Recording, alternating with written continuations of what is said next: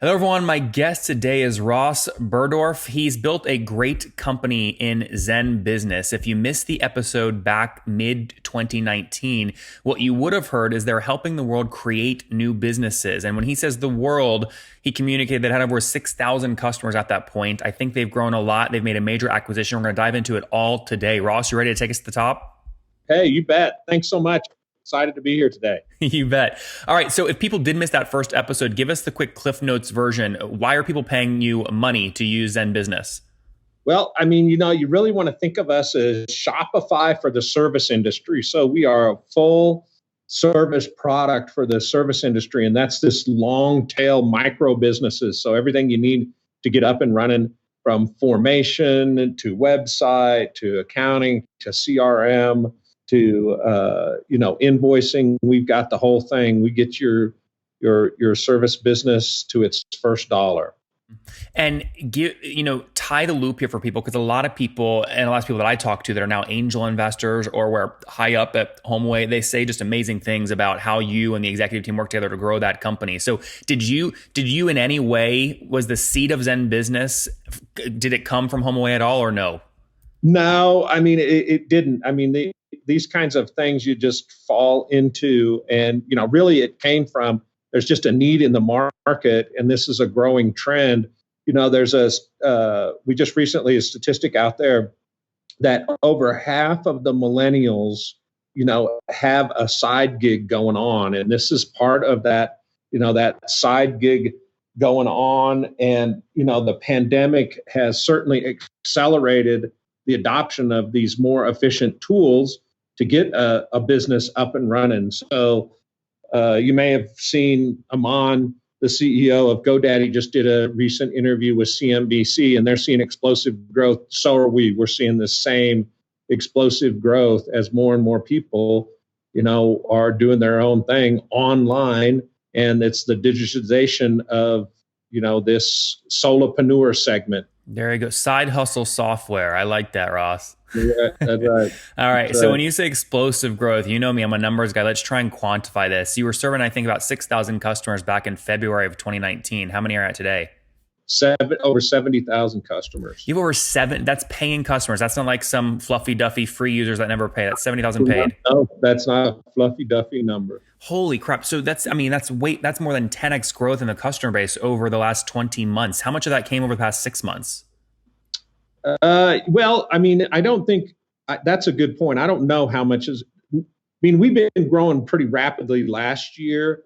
I would say, oh gosh, like a third of it. We've seen some explosive growth, I think, as a result of the pandemic, but this trend was already existing. I think, a lot of companies grow during a down market because of the adoption of more efficient solutions. And we were in the right place at the right time. And, this is a trend that's just been accelerated. You could say the same for Zoom. You could say the same thing for Zoom, with the pandemic. And I think it's the same thing with this SMB platform called ZenBusiness. And what are customers paying you on average per month to use the tech? I'm not going to, share those numbers. Well, the reason I ask is, in the 10, Go ahead. No, we are, in the tens of millions in revenue. So revenue has grown explosively also. Yep. Have you, I guess from a trend perspective, have you generally increased ARPU and gone upstream over the past? Okay. Yes. Got it. So we continue to see LTV expansion, and the platform continues to expand. Our website product is leading the way. You wanted to talk about the Joust acquisition. I love that. Yeah. So the Joust acquisition, which was someone we were going to partner with, and it really made more sense for us to, purchase the company. So we did that. Joust was squarely focused at this, service industry, which is where we're focused also, with invoicing, invoice factoring, CRM, merchant accounts. And so this was a perfect merge for us. We've rebranded it as ZenBusiness Money. You want to think about Joust as the fintech solution on our platform. So everything fintech, and we'll roll that out. It's been a rebrand, and we'll roll that out in Q4 and Q1 of next year, feature by feature. So it just makes a perfect solution. And when you think about it, is that has to be fintech payments has to be a part of any platform that provides a solution in this area. Mm-hmm. I mean, a lot of people, Ross, will see other tools in the space and go, that's a perfect fit, but I could never get that company because they've raised too much or they're way bigger than us or things of that nature. I mean, when you look up Joust, I think they raised $11 million. Now, you're not a small company, but you're not 100 million in ARR either. I mean, how did you make that deal go down? Undisclosed, but we did it off our balance sheet. I guess I'm not necessarily asking for what you bought it for, but structurally, how did you do it? In other words, they have 11 million raised, right? So those investors are going to be telling the Joust CEO and founders, go for $1 billion exit. I mean, you did not pay $1 billion for this thing. Was this more of like a sort of a stock deal, friendly investor sort of thing, better together, or no? Yeah, I think it's, everybody's happy on both sides of the deal. Their investors are thrilled to death, and we're thrilled to death to take on the team. We took on 10 people with Joust, and you got to realize these guys have deep fintech experience. They're in the middle of it, and they understand all of the pieces and parts that go along with this. So it was a great acquisition for us. And it's not like, oh, we need to shift the product in one direction or not. We just needed to rebrand the product and bring it to our customers. And this is the beauty, of our platform. Fintech products suffer from acquisition and then conversion, right? So they can acquire the customer, but then they got to go through all of this KYC stuff. With us at ZenBusiness, we have all that KYC stuff because we do the formation, we do the EIN. We believe that we have the easiest online banking conversion. You literally push a button and they have an online bank account because we have all that KYC information. It gets proved on the other side. This is a huge hassle for anyone else in the fintech space, unless you're with one of these big banks already. If you're not familiar with fintech, guys, KYC is sort of a legal thing you have to be aware of in the fintech world called know your customer. Ross is saying because it's in business, they really know the customers really well, which makes the financial side much easier. That's right. And it's just a no-brainer. And so we bring the customers to the Joust solution, now ZenBusiness Money, and they bring the solution to our customers. So it's a perfect fit. Now, we've expanded that team already. How many people are on the total team, all ZenBusiness today? 140 people. 140. And you're engineering by blood. That was your role, I think, CTO at HomeAway. How many engineers are on the team? That's it. I think there's probably around 20 if you consider the outsourcing and internal people. We're very much into, contractors and outsourcing. So we have both on the customer service side and on the engineering side, we have some big outsourced development team plus internal. So we got a pretty good crew. Ross, that's 20 engineers out of a team of 140 is less than I would have thought. Where are the other 120 people? What do they do? It's a big service. It's a big service segment. So we have big service segment, and that's a lot of that is outsourced. And big part of what we do is like Zappos. Tony Hsieh was his fund was in our early round. A big part of what we do is when people come in through formation, they can get a hold of us. This is what everyone misses, I believe, in the industry right now is more and more people want to be able to get a hold of someone. I cannot tell you how thrilled our customers are with being able to email us, call us, chat with us, and that takes a lot of service people. We are a SaaS-based margin business, so I don't want you to get the impression that we don't have SaaS margins. The point is, though, that people want to get a hold of people, and we still do formations, which is largely done by hand, and you got to get back and forth, and people need hand-holding. It's a scary thing when you start up a business. Mm-hmm. So when you say SaaS margins, are you still sort of in the 80, 85, 90% range? We are in that range. That's Yes. great. Okay, another thing I want to chat with you about is pricing, right? So you're seeing a lot of trends in sort of SaaS business models today, and one of them that's really taking off, in my opinion, are sort of a core SaaS play, but then the ability to drive additional services-based revenue. But those services are high margin because they're tech powered. You, when you scroll down on your pricing page, have all these great additions. You can have a registered agent service added for $99 a year, DBA name registration for $95. You offer all these sort of like templatized sort of upsells. Talk to me about the importance of that to your business model and to delivering the value that you need to your customers. Well, I mean, I think on all of these, I mean, you hit on it. What these businesses are, once you get the unit economics worked out, which we have, then it really all becomes, how do you get LTV expansion? So, I mean, this is the name of the game in a platform. And so we are a product-led growth company. So we let the product and the customer take it forward. So, I mean, I don't know what else to say other than, it's got to be all around LTV expansion. We spend a tremendous amount of time and money in product market research and surveying our customer base, which is a huge customer base now. So we know exactly what our customers want. We know exactly how they want it and what they want to pay for it. And so, with product-led growth, it's got to be, try before you buy, 100% money back guarantee. And, what are those products and services that they want? And, our goal is to get all of our customers to their first dollar in revenue. You hear a lot of marketing out there from these companies.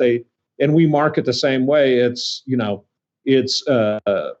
start, run, and grow your business. The truth is, it's start, grow, and run your business. You really have to get these folks into making money before they're willing to buy other services. And you want all those services embedded, and you want it to be super convenient.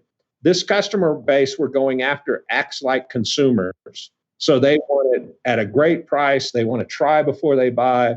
They want to be able to cancel whenever they want to cancel. And we just want to be there with that solution that gets it done, that's convenient from a consumer point of view.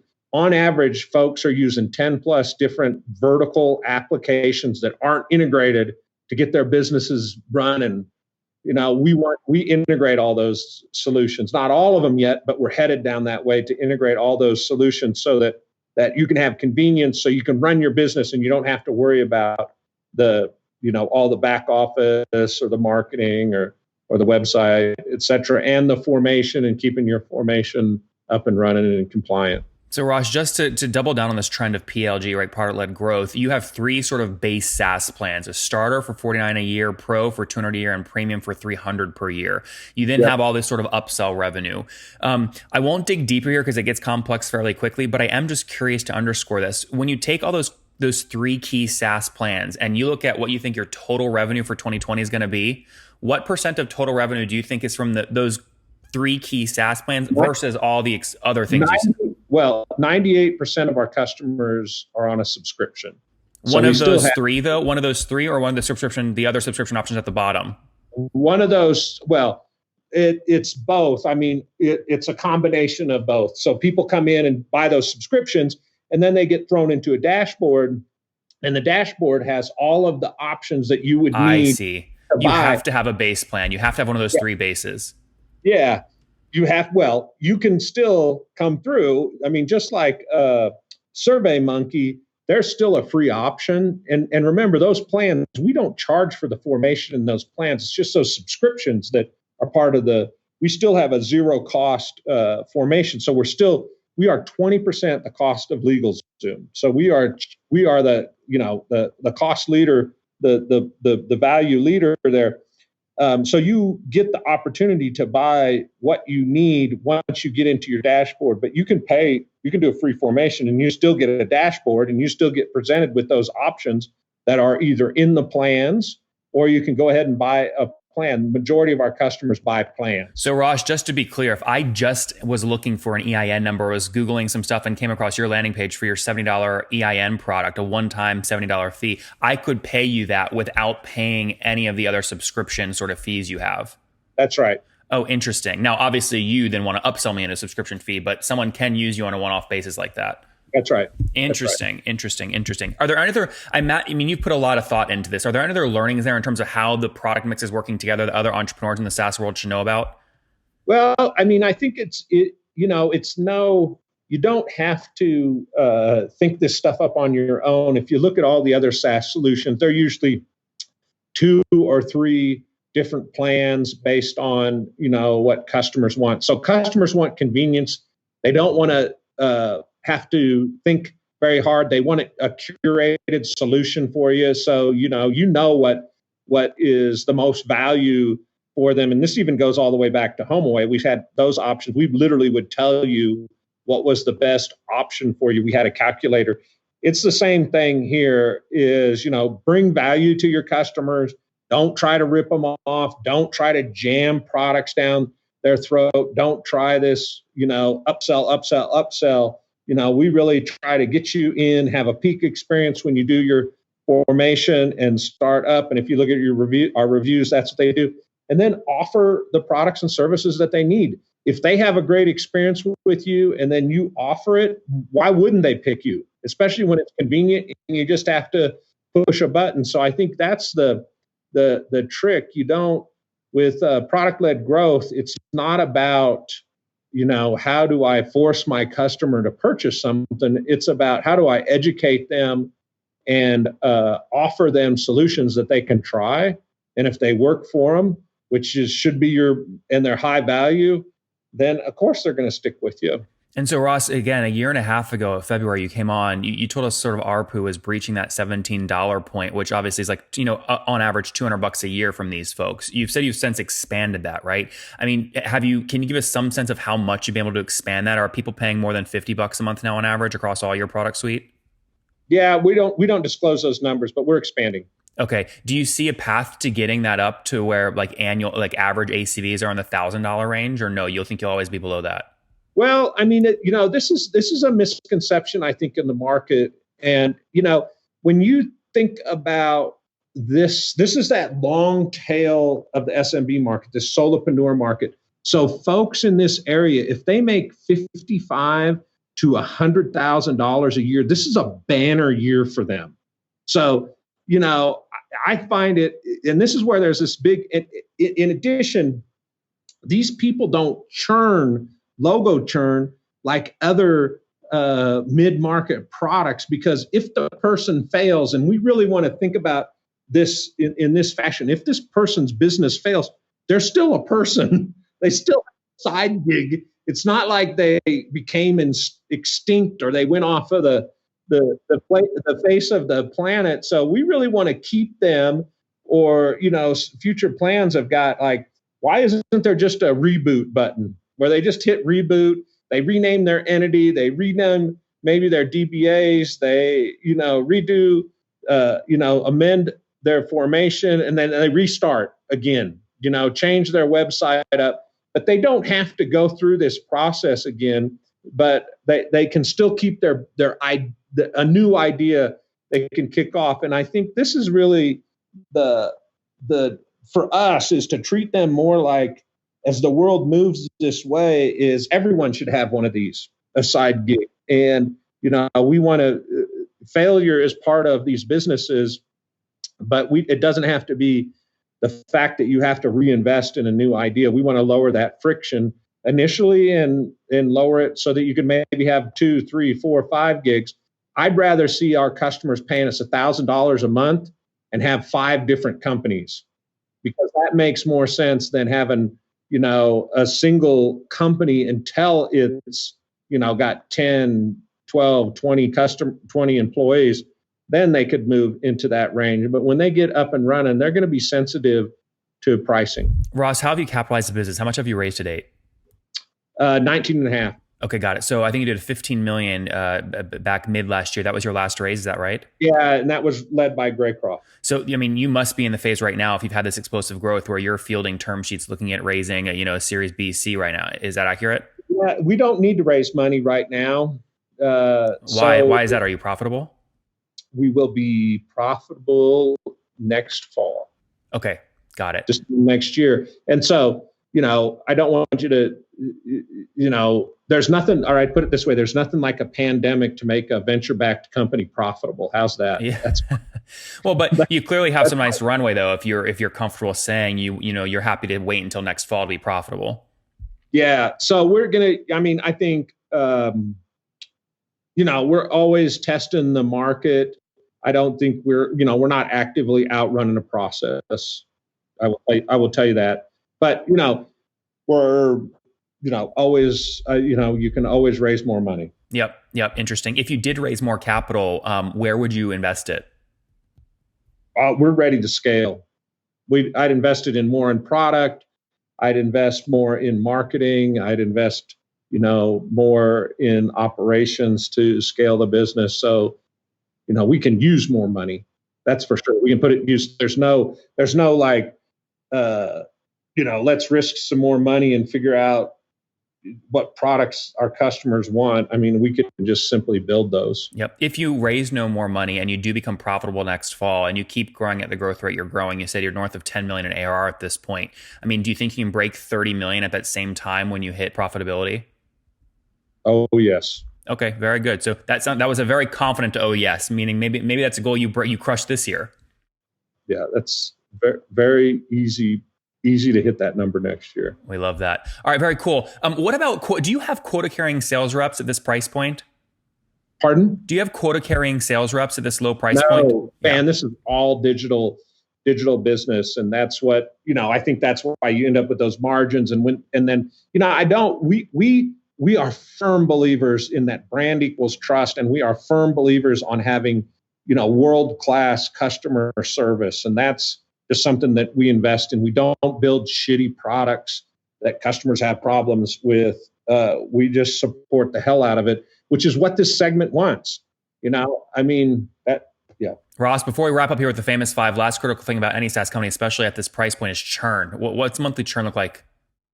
We are at the, I don't know how you say this. We are at the top. So we are the top in the industry as far as low churn.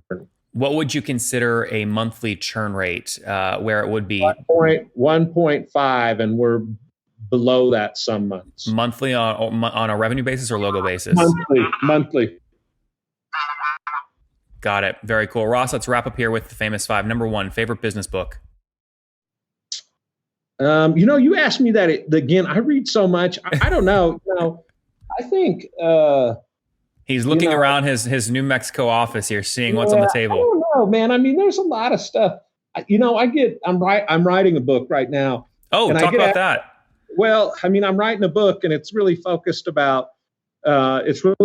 on how entrepreneurs is really this inner journey, and you have to be honest with yourself, and you have to be honest with the business, because if you're, or I put it this way. You can't lie to your customers.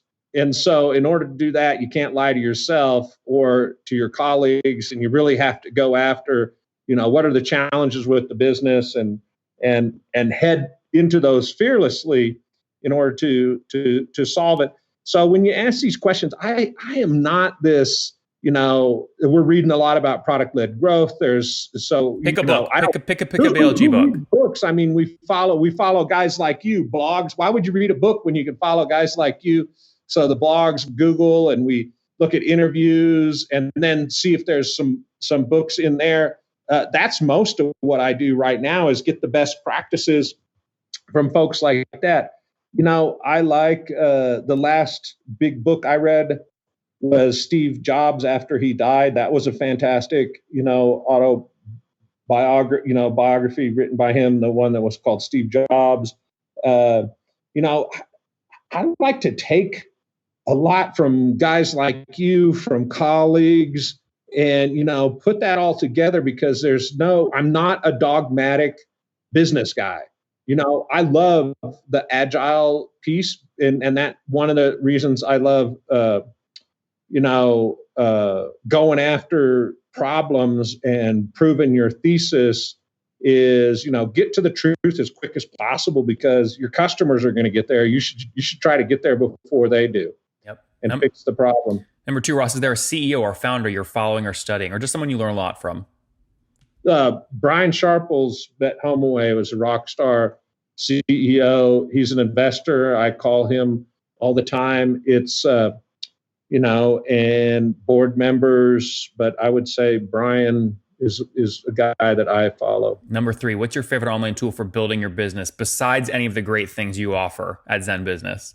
Holy shit. I would have to say, I will tell you, Sisense is one of the best damn products. We're completely, automated through that. I will, I'll put in a plug for ProfitWell on churn and retention.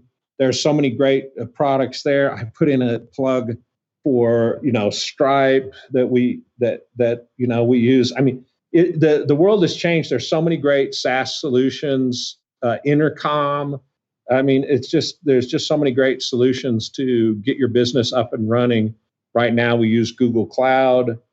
I think those are probably the ones off of the top of my head. I'll probably get off the phone and say, "Oh shit, this is critical to the business." But those are the ones that we're using. Oh hell, SurveyMonkey. Holy crap, we use the hell out of SurveyMonkey. I put in a big plug for SurveyMonkey. It's what a great product. There you guys have it. Good, a lot of good tools there, Ross. Yeah. What's your how many hours of sleep are you getting every night? What keeps me? How many hours of sleep do you get? It depends. I try to work right now like 5 to 5 in the evening, because that kind of works with my my lifestyle. Sometimes if I can't sleep, I'll get up and before that and still work till 5. But so you're getting what, 6-7 hours of sleep?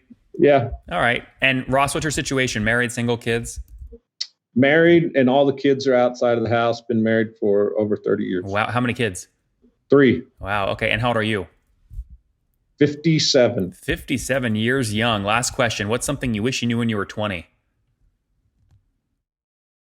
Oh, man.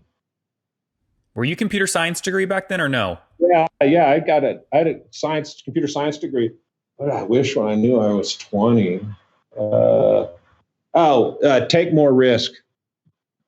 Take more risk. Guys, ZenBusiness, they are really the software for the side hustle, especially during a pandemic when everyone's launching this. They make it really easy to get your business up and going. They've exploded 6,000 customers about 18 months ago. Now over 70,000 customers using the platform, all paying north of $17 per month. But you can get on and get your business formed totally free. They then upsell you great additional features like getting critical business formation docs set up and going. They're doing north of $10 million per year in revenue. He says, quote, really easy to break 30 million next fall when they hope to hit profitability. They've raised $19.5 million to do it. 140 people on the team, a lot of services folks, but it's high margin services, and 20 engineers with world-class churn, less than 12% gross revenue churn annually. Ross, thank One more thing before you go. We have a brand new show every Thursday at 1 p.m. Central. It's called Shark Tank for SaaS. We call it Deal or Bust. One founder comes on, 3 hungry buyers, they try and do a deal live, and the founder shares back-end dashboards, their expenses, their revenue, ARPU, CAC, LTV, you name it, they share it. And the buyers try and make a deal live. It is fun to watch every Thursday, 1 p.m. Central. Additionally, remember, these recorded founder interviews go live. We release them here on YouTube every day at 2 p.m. Central. To make sure you don't miss any of that, make sure you click the subscribe button below here on YouTube, the big red button, and then click the little bell notification to make sure you get notifications when we do go live. I wouldn't want you to miss breaking news in the SaaS world, whether it's an acquisition, a big fundraise, a big sale, a big profitability statement, or something else. I don't want you to miss it. Additionally, if you want to take this conversation deeper and further, we have by far the largest private Slack community for B2B SaaS founders. You want to get in there. We've probably talked about your tool if you're running a company or your firm if you're investing. You can go in there and quickly search and see what people are saying. Sign up for that at nathanlatka.com/Slack. In the meantime, I'm hanging out with you here on YouTube. I'll be in the comments for the next 30 minutes. Feel free to let me know what you thought about this episode. And if you enjoyed it, click the thumbs up. We get a lot of haters that are mad at how aggressive I am on these shows, but I do it so that we can all learn. We have to counter those people. We got to push them away. Click the thumbs up below to counter them and know that I appreciate your guys' support. All right, I'll be in the comments. See ya.